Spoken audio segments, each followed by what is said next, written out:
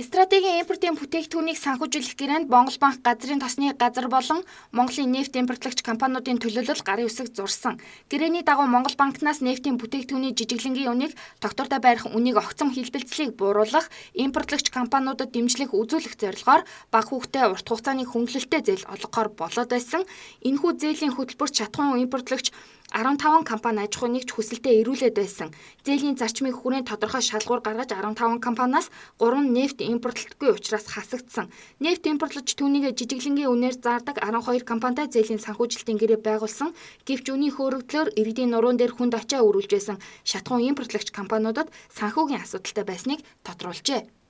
Сайн мөрөө Just Oil Magnet Trade 2013 онд яг нэг өдөр ижлэхэн хэмжээгээр ижлэхэн бүтээгдэхүүн дээр одоо шатхууныхаа үнийг нэмсэн байгаа. 13 онд AE 80, AE 92, 95 дизель түвшээр тус бүрдэн 50 төгрөгөөр нэмэх шийдвэрийг гаргасан. Энэ шийдвэрийг бид шалгаж үзэхэд эдгээр хоёр аж ахуй эрхлэгчд бол хоорондоо харилцаа хамааралтай байсан. Тухайлбал одоо гэр бүлийн одоо хоорондын харилцаатай, садан сүрлийн харилцаатай хүмүүс удирдах гэсэн мэдээлэл нэгтгсэн байх боломжтой гэж үзсэн. Хоёрдугаарт гаргасан тушаал шийдвэр нь яг нэг өдөр яг нэг утгатай юм тушаал шийдвэр байсан. Тэгээ үүнийг нь бид бас шүүхтэр бас нотолсон байгаа. Гэвч картелийн өгсөн хуульж байгаа хэрэг бол зах зээл дээр асар их хор хохиролтой. Энэ өгсөн хуульж байгаа ажиллагаа бол далдуур нууц бичгээр хийсэн одоо нотлохой баримт үлдээдэггүй.